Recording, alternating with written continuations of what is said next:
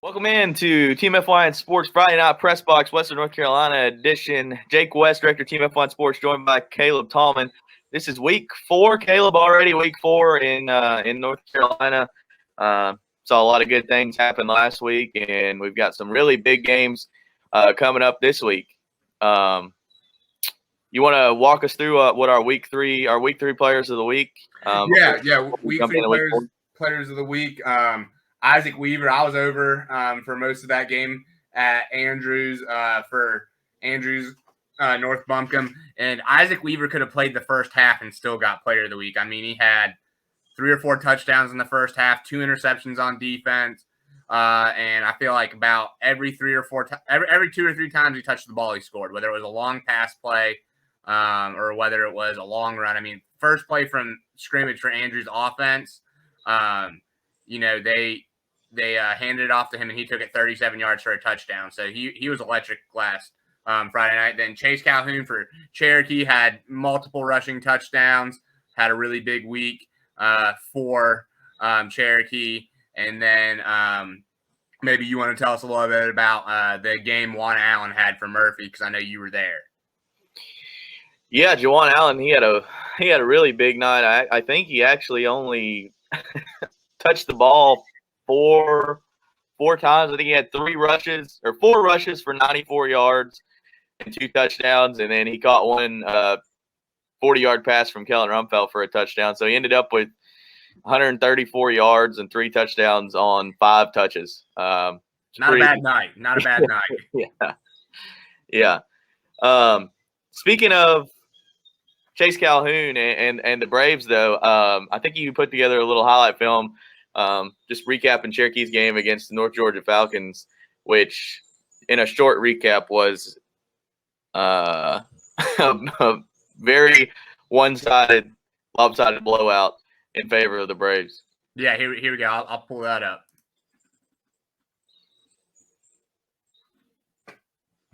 Cherokee dominated this game. They were up 42-0, I think, at half, something like that. I mean, they just every single time Chase Calhoun and Don Bradley touched the ball, it felt like they were either having a 20-plus yard run, if not scoring.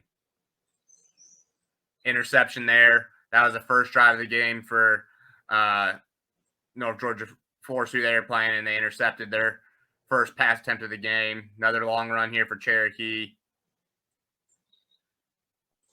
Big sack in the backfield. Cherokee's D-line did not give the opposing quarterback any time to throw. Here's one we'll see. Don Bradley's dangerous when he takes that quarterback keeper. He doesn't do it a ton, but every 5th or 6th time when he pulls that read, he's tough to stop. There goes Calhoun again into the end zone. Yeah, another big long run for Calhoun. This is a really good play here by Bradley. Just shows you the type of athlete he is. Ready? Spin cycle. Boom, in the end zone.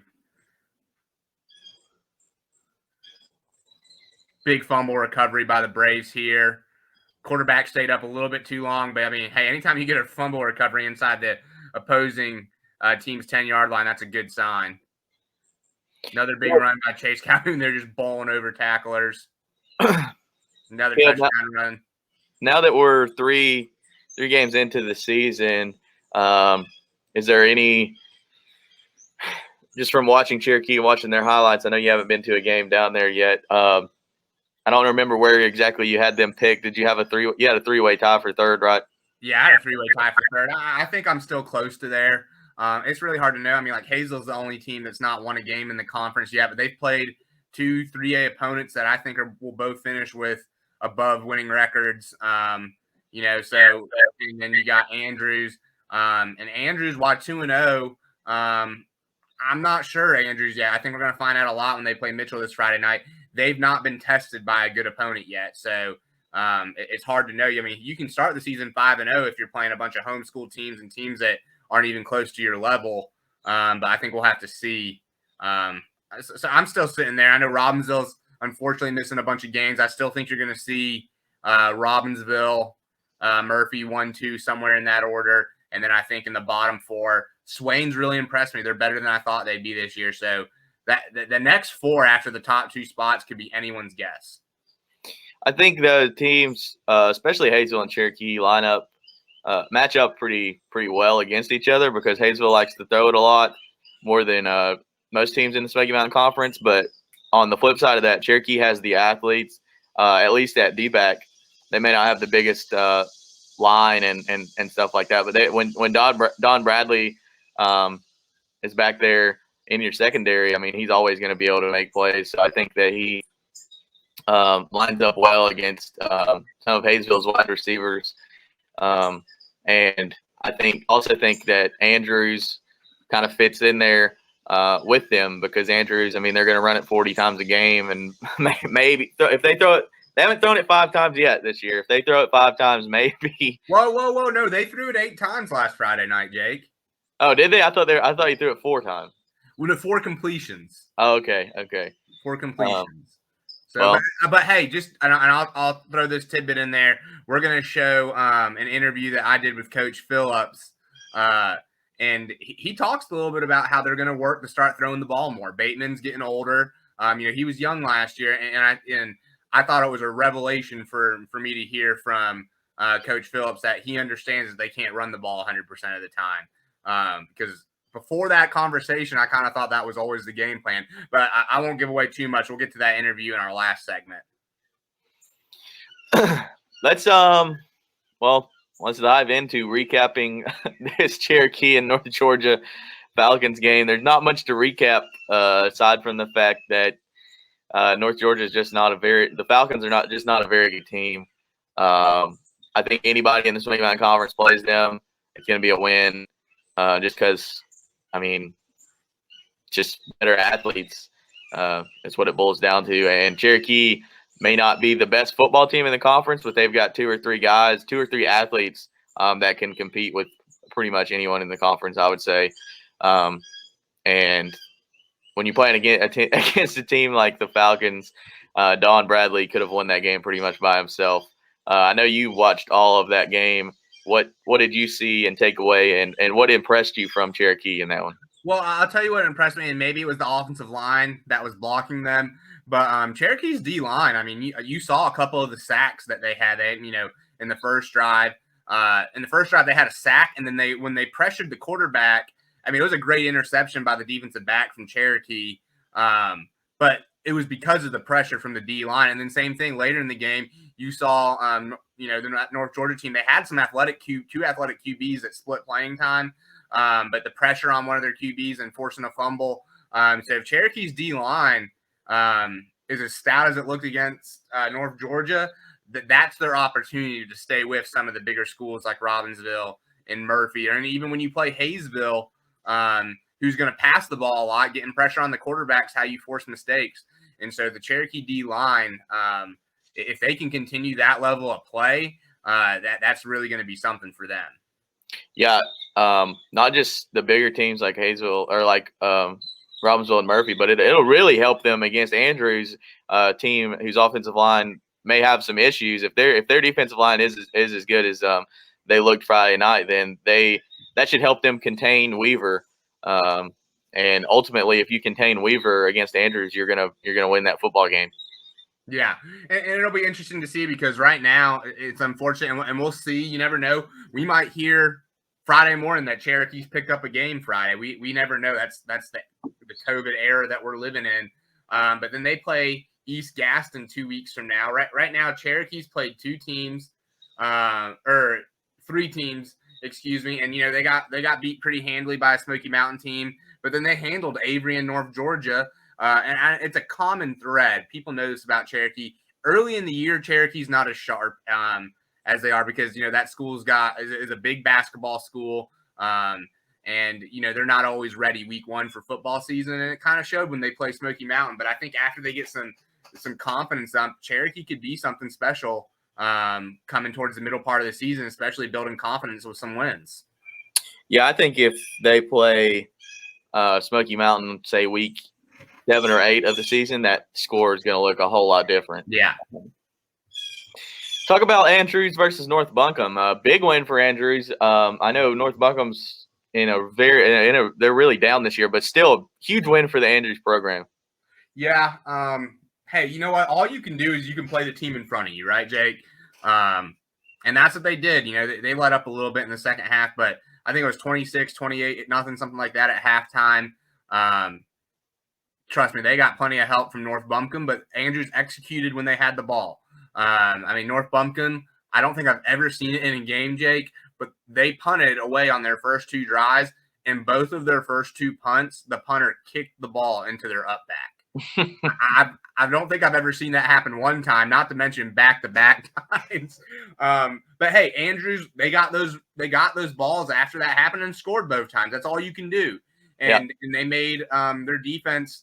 One of the big things is, I tell you what, I don't know many teams in the conference that when you line up against Andrews, if you want to throw it, you want to throw it away from Isaac Weaver because he's a ball hawk at that free safety spot.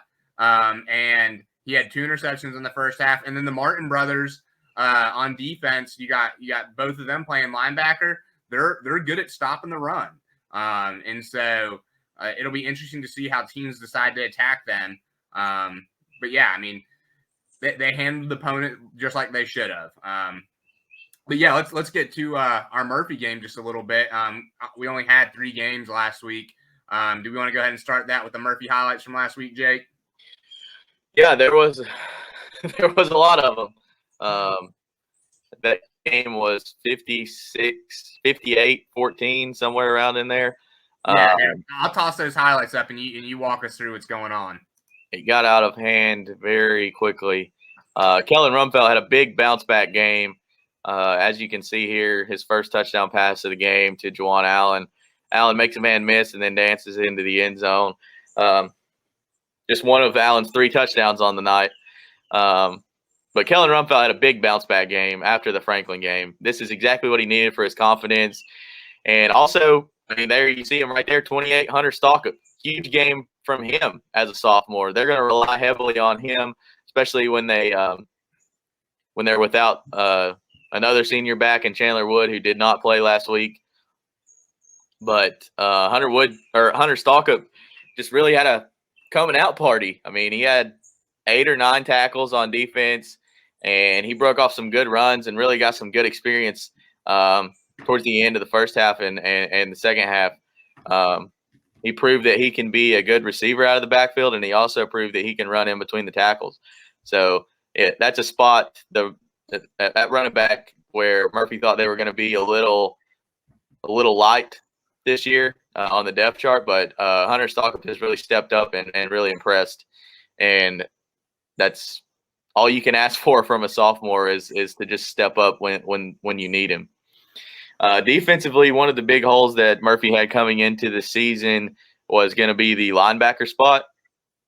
That's also a place where Hunter Stalkup has stepped up and really helped out.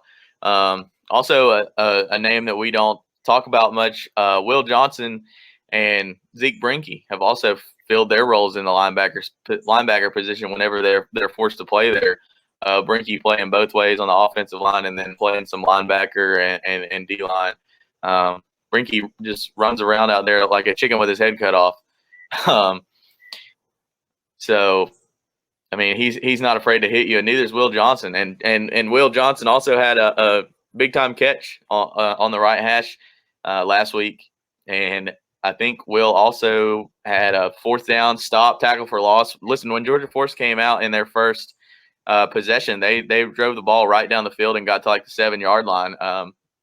Murphy definitely came out flat defensively, but Will Johnson stepped up on a 4th down for like a 4th and 2 and got the stop, the tackle for loss, and which turned the ball over, and Murphy never looked back from there.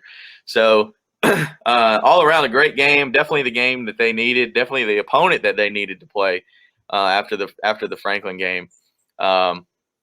So a lot of good things to say about Murphy this past week. The biggest thing is that they pulled all their starters for the second half, and their young kids got a lot of work in the second half. Anytime Cole Laney can get snaps at quarterback, that's going to help us out in the future.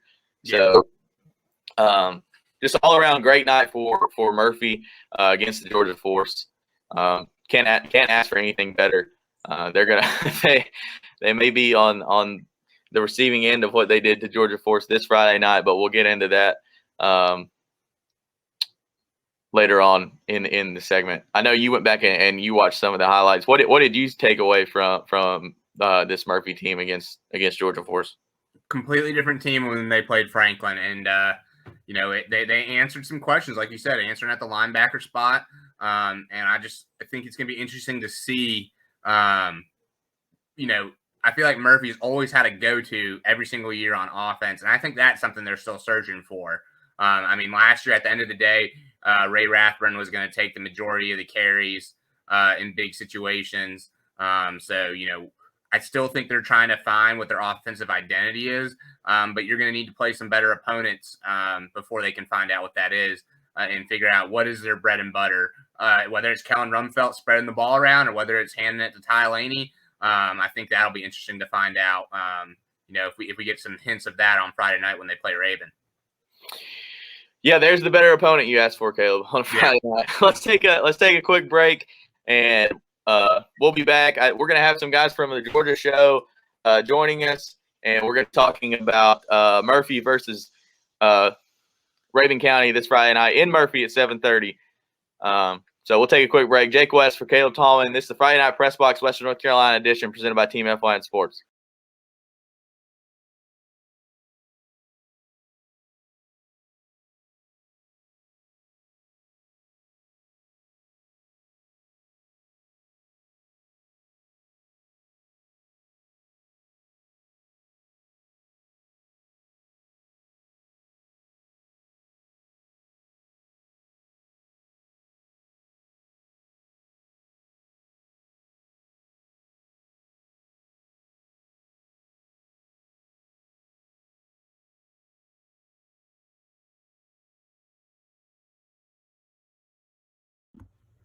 At Circuit World, we offer a wide selection of major appliances, name brands like Whirlpool, LG, Frigidaire, and more. Looking for furniture? Come by and browse our showroom or check out the Endless Aisle, a touchscreen kiosk with thousands of options. Need electronics, gaming computers, laptops, desktops, tablets? We have it all. OLED or QLED, 4K or high def. We have the selection to get you the TV of your dreams. And don't forget, at Circuit World, your credit is always good. So ask about our convenient payment options and 120 days, same as cash. Come see us today at one of our 5 area locations.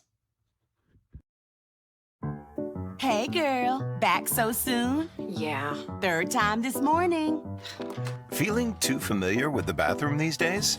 It's not just you. Hey girl, look who made it 15 minutes.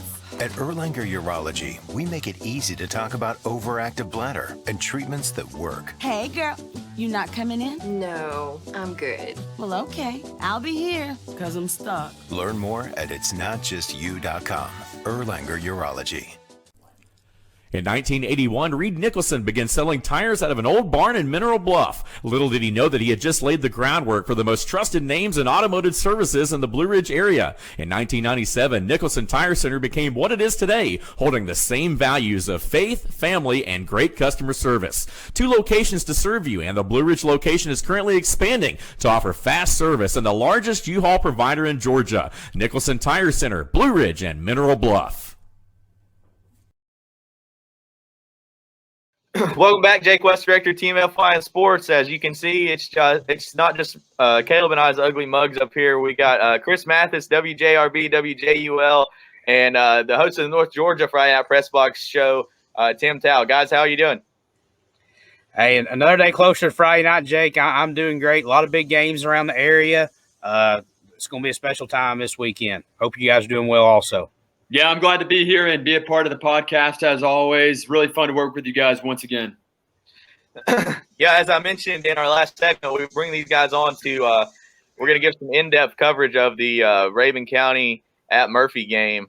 Guys, I know you have – Chris, you especially, you've seen this Raven County team play 3 or 4 times.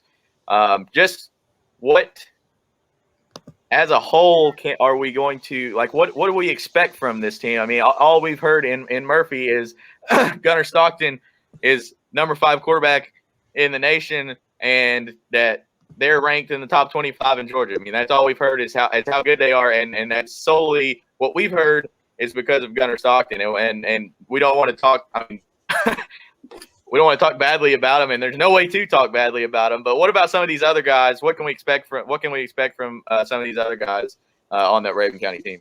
Well, they have a high octane offense. They really do. And obviously it starts with Gunnar Stockton and what he's able to do. And once you feel like, okay, they're going to keep throwing the ball, we're going to stop the pass, they give it to one of their 3 running backs out of the backfield, whether that be a handoff or, a quick dump off pass. They also have a lot of play action passes with Gunnar, in which he'll roll out and then dump it off to his tailback in the backfield, and he runs 30, 40 yards.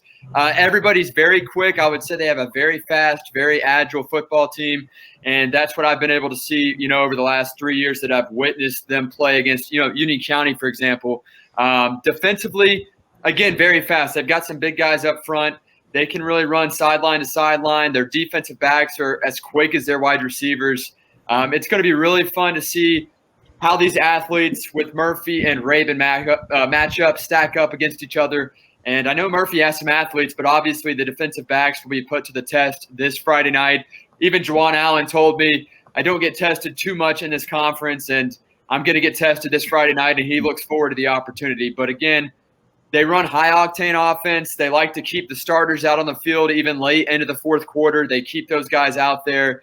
They could be up 30 points, and they're going to keep Gunnar and the guys out there. And they really won't ever let up. I mean, there could be 10 seconds before halftime, up by 3 scores, and they're trying to score once again. So they really just keep moving.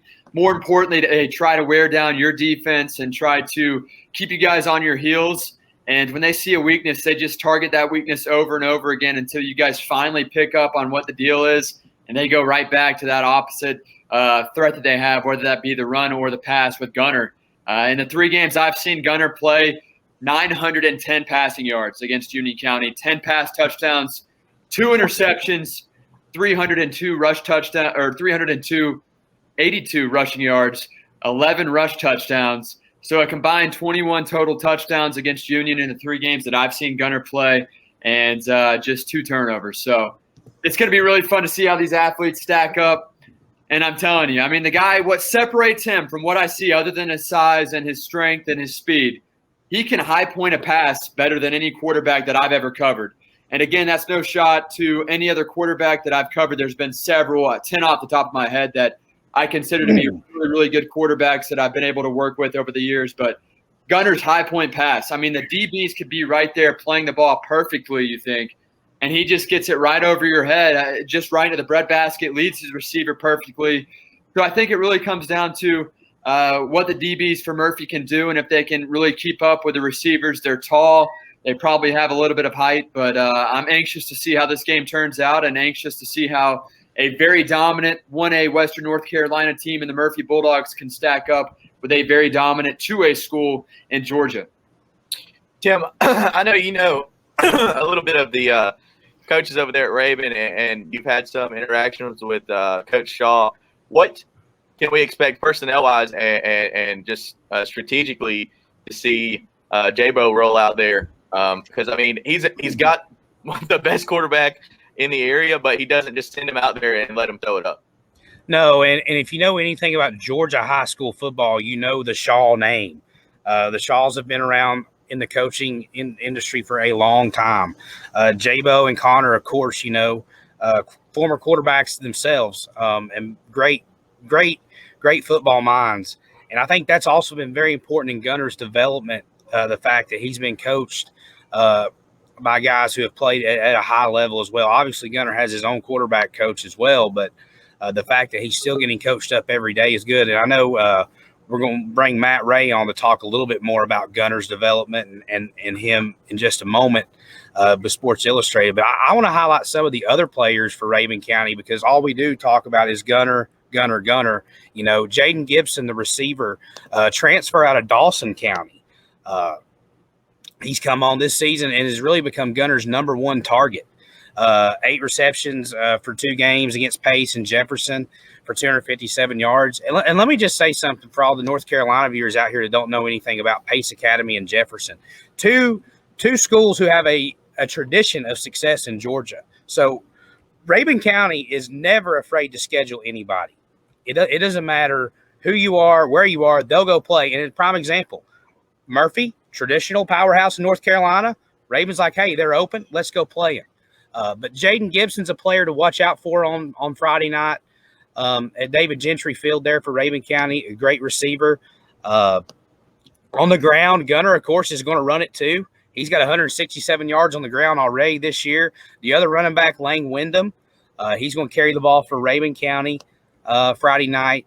On defense, they're led by Woodard, Hogan Woodard. He currently leads the team in tackles with 23. Also, you have Clayton Dixon, Corey Keller, Turner Grimmett. They've got guys all on the field on defense that are going to make plays. They're not just a good team on offense, they're a good team on defense. But there's you kind of a brief recap of who to kind of look out for Raven County on Friday night. And I know we're going to bring Matt on just a second to talk about Gunner.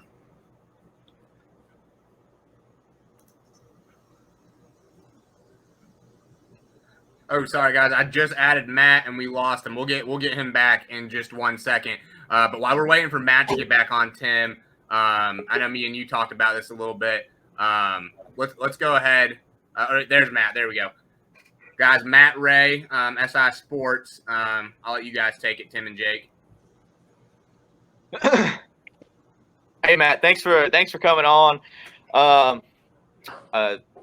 Tim said that you could give us a little bit of background into Gunner's development and just how he got to be as good as he is, and just tell us about his recruitment and what we know what to expect from him Friday night. But what do we really need to look for? What's going to be the most impressive thing watching a guy like that? Well, I think when you start talking about a guy like Gunner, it's every time you see him, he's making better decisions. And when you talk about guys separating themselves at the next level and you see quarterback competitions at the next level, it's, who's making the best decisions, who's protecting the football. Gunner does all that well at the high school level, but he just gets better every single time I've seen him. He's not what we call a top A athlete. He's just not going to flash and impress you. He's not 6'5", 225 pounds.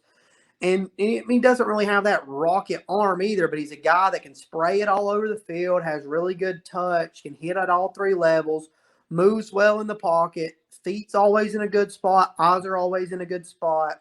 When he has to deliver off platform, he can deliver off platform. And Tim touched on a little bit. He's a guy that he runs the football well, but he's not a run-first quarterback by any means. He's going to look to extend the play, keep his eyes down the field, run when he has to. They're going to do a lot of quarterback power with him, but, he's gritty. I mean, Gunner is gritty.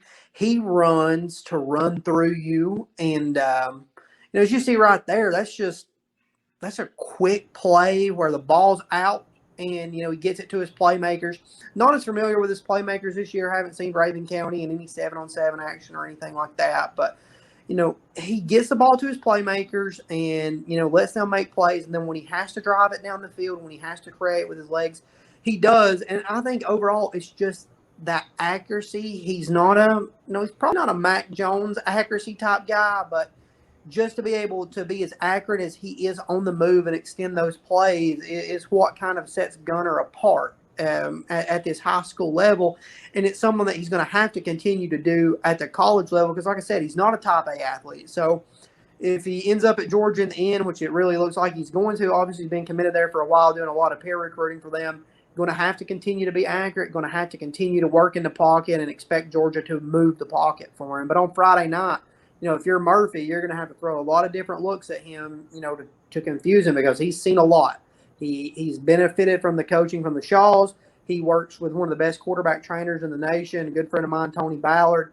And it's just on all this stuff you see, delivering off platform like right there, getting his feet back around to make that throw. Just so many things that Gunner can do. I mean, it's going to be fun on Friday night to see what, Murphy's able to do to try to get creative and, make him, uncomfortable. He's a guy that's seen a lot of situations. How can you make him uncomfortable on Friday night?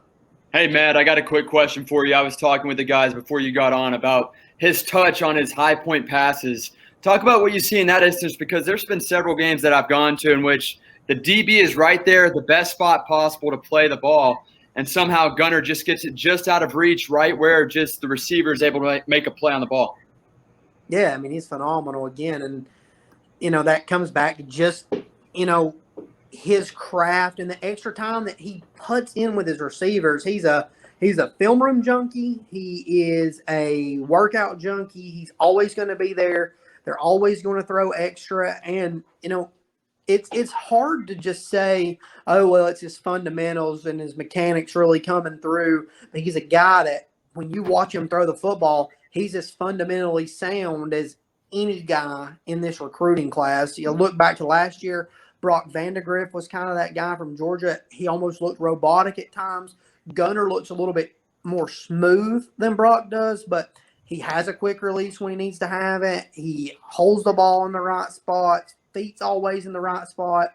And, he just knows he feels confident when he lets the ball go. You can see it. If you watch some of Gunner's highlight tapes, you watch some of Gunner's 7-on-7, when the ball comes out, a lot of the time if it's going to be a touchdown or not. You mentioned he's not like a top A player. Just how good is he? I mean, does he have a chance? We know he's going to Georgia. He's number 5 recruit right now. How early on do you think he could play there? I think it's going to be interesting. I think when you look at him and Brock, and this is a conversation that Tim and I have had a few times, they're similar. Neither one of those guys are blow you away impressive athletes in terms they're never going to make it off the bus list. One of those guys that come off the bus and you go, wow. If you know who he is, then you might be in a little bit of awe. But neither one of those guys are just going to blow you away, but they're mobile. They are gritty. They're smart. They're savvy. And honestly, I think Gunner will go down there and challenge for that job. It's just the competitor in him. Auburn got involved in that recruitment after he decommitted from South Carolina. South Carolina never quit recruiting him. Heck, South Carolina's going to start or did start a graduate assistant at quarterback last week. So, obviously all the opportunity is there for him to go, play at South Carolina if he wanted to. So, he's a competitor. He's not going to shy away from it. And at the end of the day, JT Daniels could still be at Georgia next year. You never know what's going to happen. That quarterback room could be full of, 5 stars and a high 4-star and Carson Beck that all want that job. So he's not going to shy away. He's going to go compete. And it wouldn't surprise me at all if Gunner plays early. He's a guy that you don't like to throw around the Tim Tebow lingo a whole lot, but Florida got really creative with how they used Tim Tebow when Chris Leak was there. Gunner's an accurate enough passer and, willing to stick it in there in some short yardage situations that you could certainly see some goal line packages and things like that for him, even midfield, 4th and 1, 4th and 2, get JT Daniels out of there if he's back, get Brock out of there, Carson out of there, whoever's starting there, and let Gunner try to make something happen with his legs, and we might see the return of the jump pass. You never know. Well, let's go around. Matt, let's start with you, and then Chris, and then Tim, and finally Caleb. Murphy have a chance Friday night, Matt. Yeah, listen, don't ever count Murphy out. I know it's not the start to the season that they kind of expect up there in Murphy, but everyone's dealing with COVID issues right now. And, I had a chance to see Murphy in the 7-on-7 that you guys had. And, that's a group of guys that are going to come out. And, if Kellen Rumfel can make decisions, Raven's going to come after him. How does Murphy protect the football? And, at the end of the day, I think Murphy does have a chance. We'll see. Raven's a really good team, as good as it gets over there in 2A in Georgia. But I don't think you can ever count Murphy out. Yeah, feeding off of what Matt said, I feel the same way. Obviously, Raven, a very dominant program, but Murphy just has to do what they do best. I'm not sure how often Raven has to play against a team that runs that wing T offense. Maybe that'll throw off the Wildcat defense a bit. It's going to be really athlete for athlete. If the DBs can keep up with how many yards they're having to run down the field and make a play on the ball, and you would like to be within 14 points by halftime. If I were to say, if it's over 14 at halftime, I think the game's over. Tim, before you go, Chris, give us your pick, and Matt, you can give us your pick too. But what do you think, Chris? What's your pick? I got to go Raven. As much as I want you Murphy to win this game, Yeah, Raven by what? I have no comment there.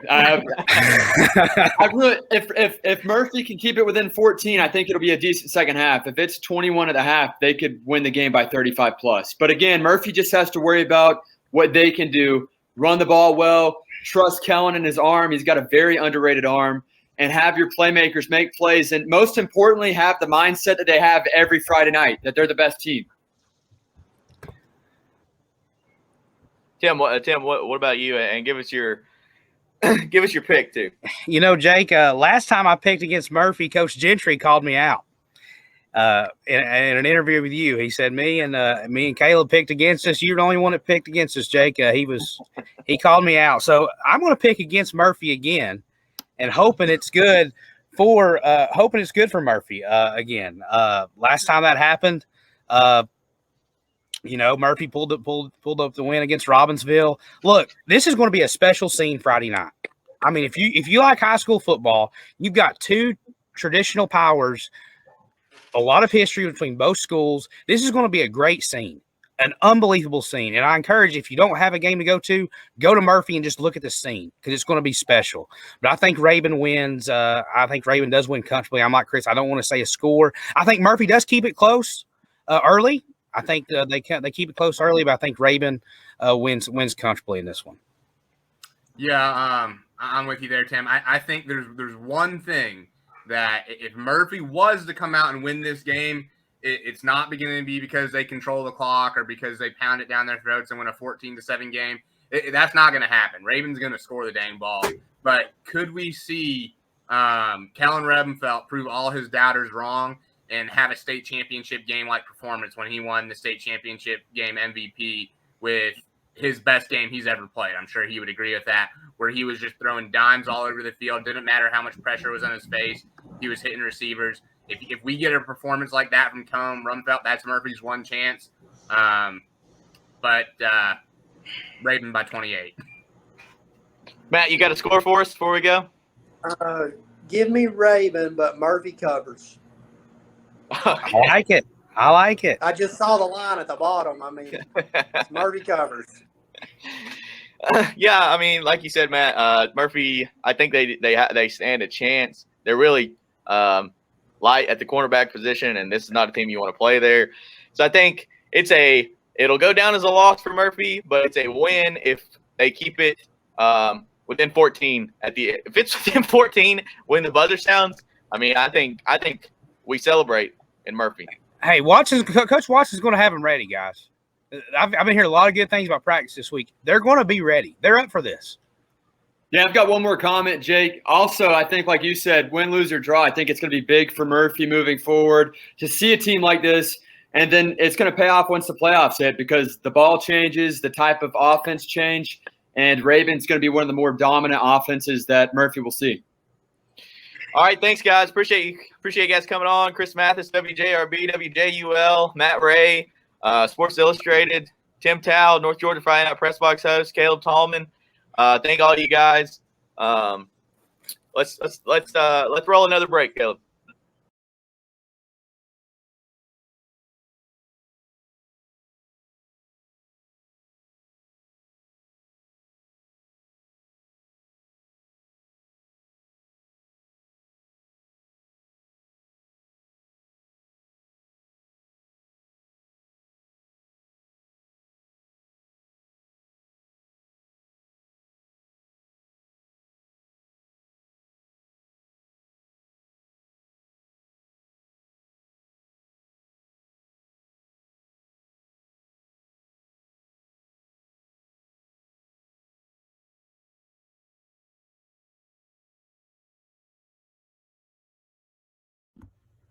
At Circuit World, we offer a wide selection of major appliances, name brands like Whirlpool, LG, Frigidaire, and more. Looking for furniture? Come by and browse our showroom or check out the endless aisle, a touchscreen kiosk with thousands of options. Need electronics, gaming computers, laptops, desktops, tablets? We have it all. OLED or QLED, 4K or high def. We have the selection to get you the TV of your dreams. And don't forget, at Circuit World, your credit is always good. So ask about our convenient payment options and 120 days, same as cash. Come see us today at one of our 5 area locations.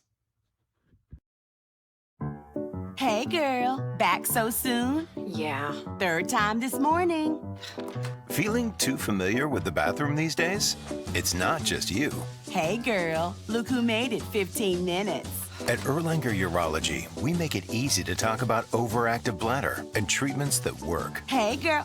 You not coming in? No, I'm good. Well, okay. I'll be here, because I'm stuck. Learn more at itsnotjustyou.com.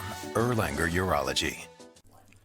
In 1981, Reed Nicholson began selling tires out of an old barn in Mineral Bluff. Little did he know that he had just laid the groundwork for the most trusted names in automotive services in the Blue Ridge area. In 1997, Nicholson Tire Center became what it is today, holding the same values of faith, family, and great customer service. 2 locations to serve you, and the Blue Ridge location is currently expanding to offer fast service and the largest U-Haul provider in Georgia. Nicholson Tire Center, Blue Ridge, and Mineral Bluff.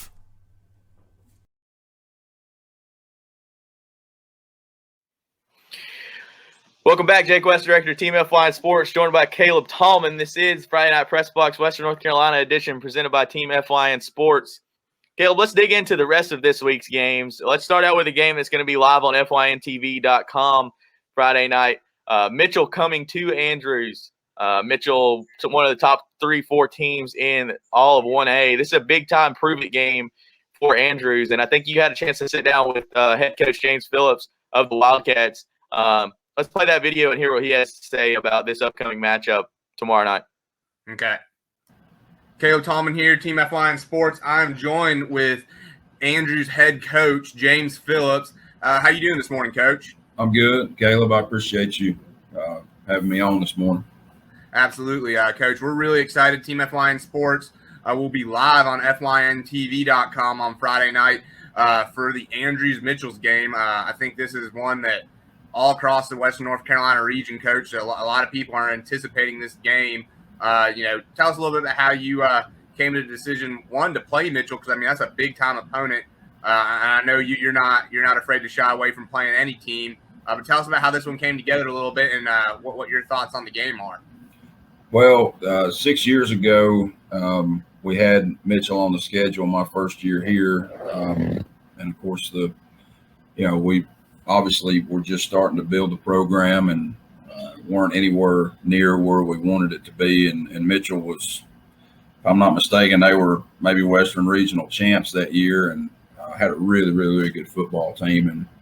And, we played tough. We still got beat by like 27 points. And, it was kind of an eye-opening experience to me because it was one of the first games that I was a head coach here. And, Coach Pittman, I knew they were well coached and does a good job. And this opportunity came up last year, and we're in our 6th season with the program, and and we're trying to chip away at getting better. And I just felt like if we're going to get where we're trying to go, to a championship level, then it would be a good test for us.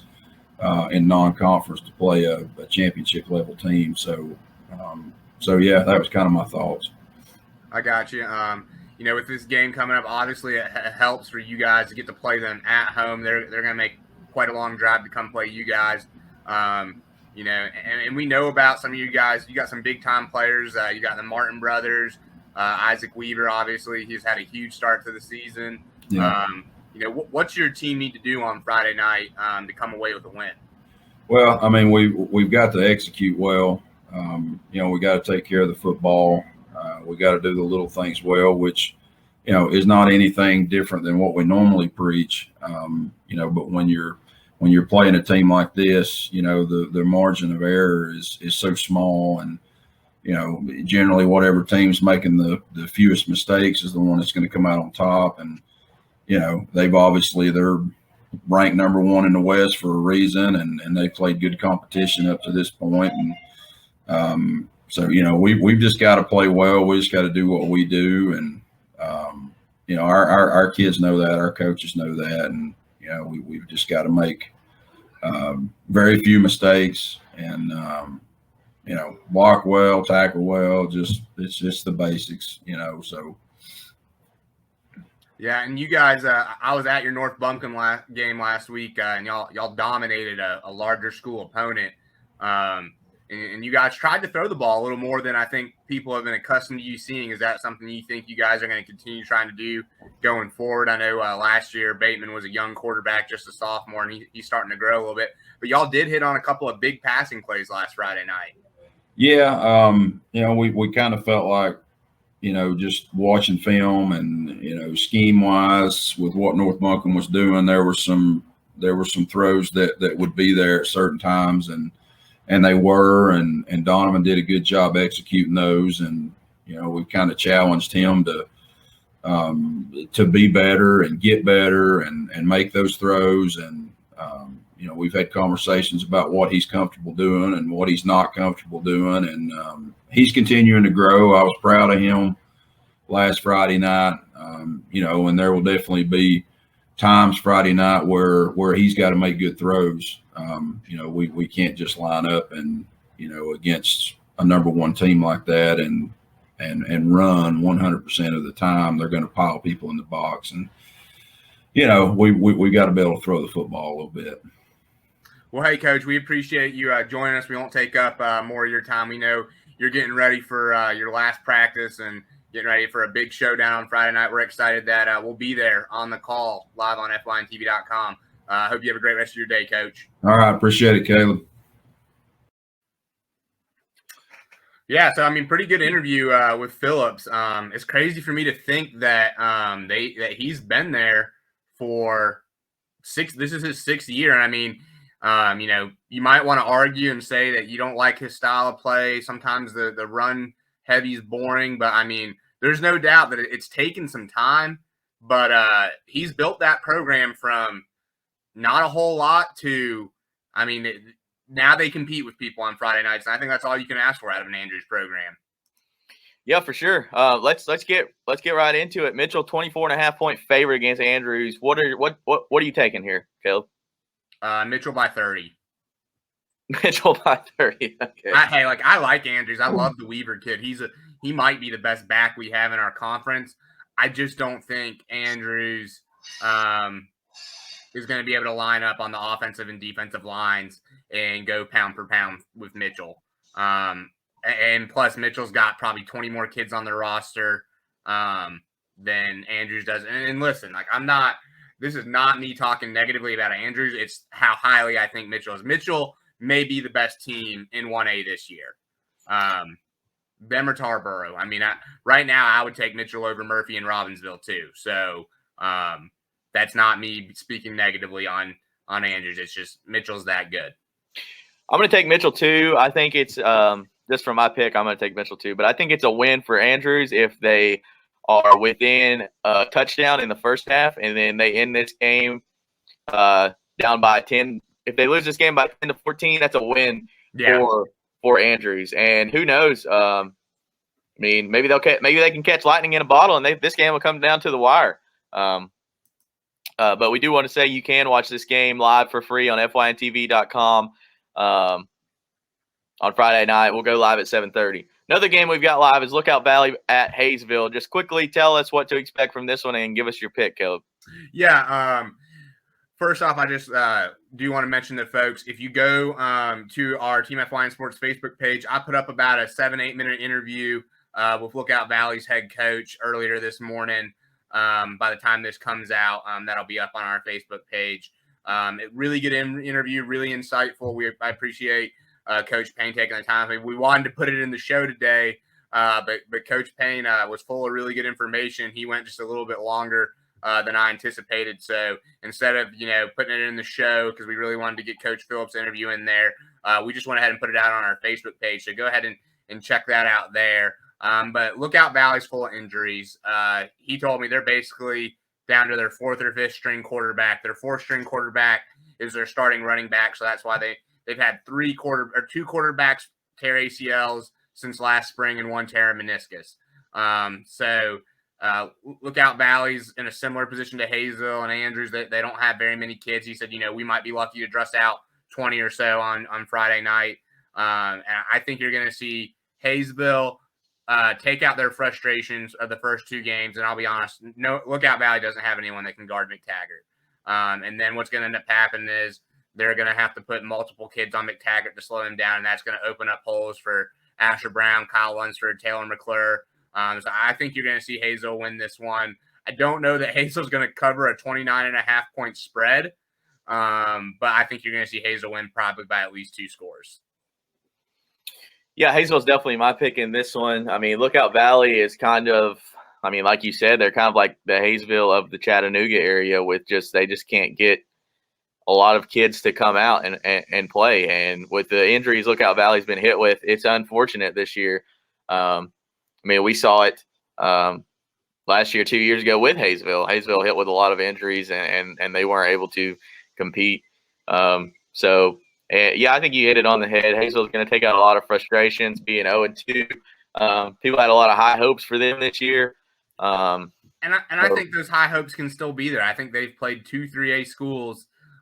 Inca's got a new coach, and they're on the rise, and Franklin is going to be a 3A playoff team. So I don't know that it's as much about Hayesville's mistakes, but one key to the game I'll watch out for is Hayesville's defense. Let's see what their defense has to offer, because we know they've got a high potent offense, and that if they're taking care of the ball, that they can put up points on. I mean, and then, in rapid succession, they put up 2 touchdowns in Franklin in 3 minutes when they got their offense rolling. So we know they can score the ball.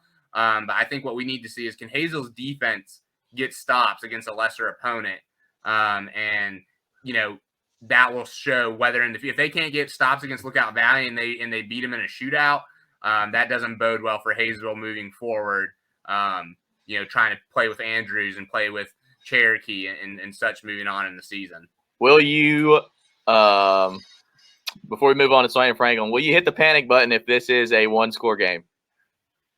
If Hayesville loses, or this is a last second win? I will say no for one reason.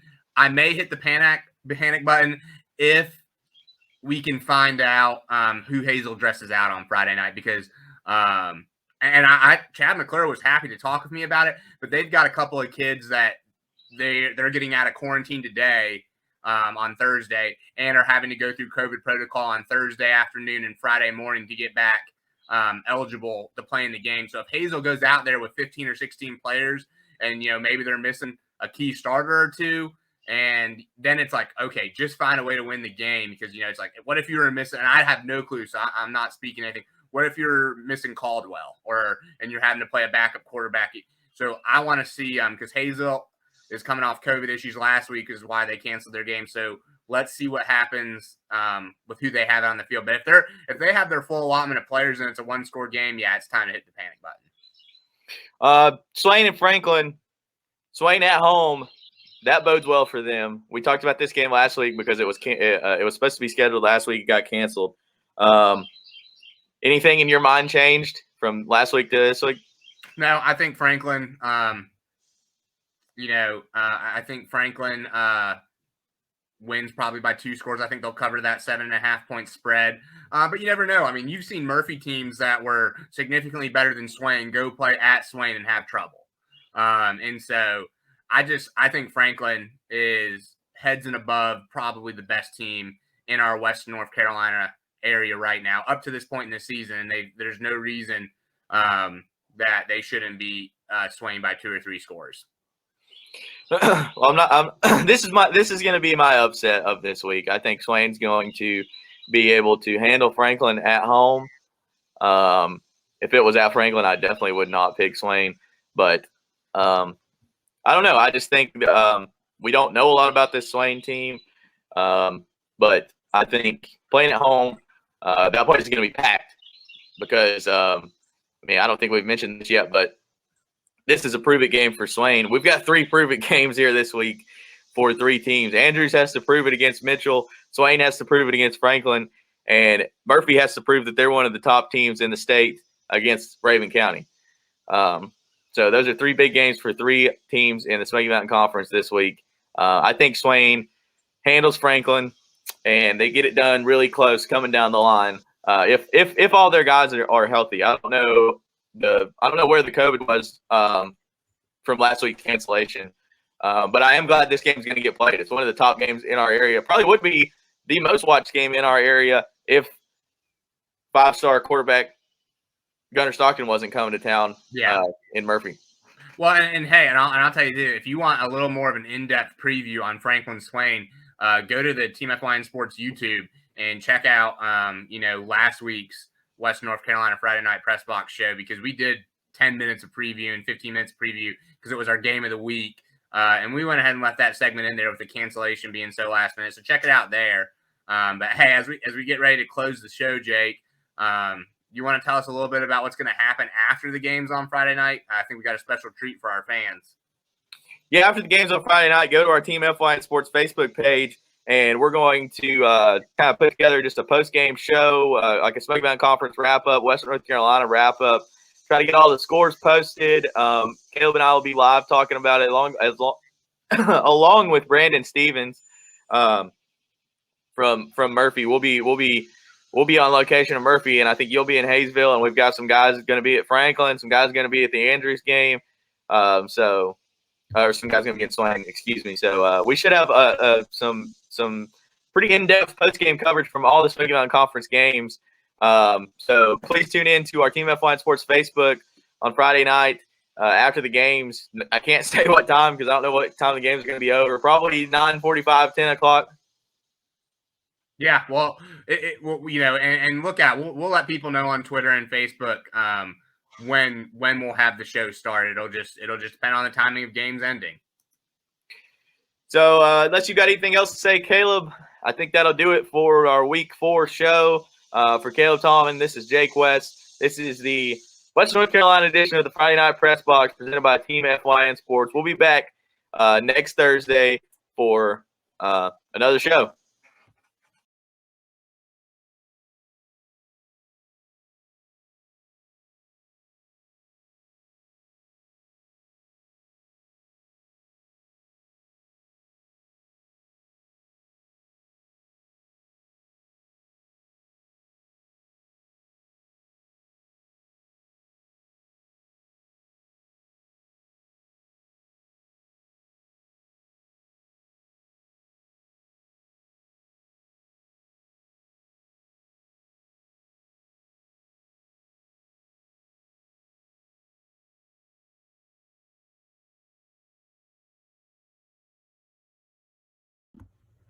At Circuit World, we offer a wide selection of major appliances, name brands like Whirlpool, LG, Frigidaire, and more. Looking for furniture? Come by and browse our showroom or check out the Endless Aisle, a touchscreen kiosk with thousands of options. Need electronics, gaming computers, laptops, desktops, tablets? We have it all. OLED or QLED, 4K or high def. We have the selection to get you the TV of your dreams. And don't forget, at Circuit World, your credit is always good. So ask about our convenient payment options and 120 days, same as cash. Come see us today at one of our 5 area locations.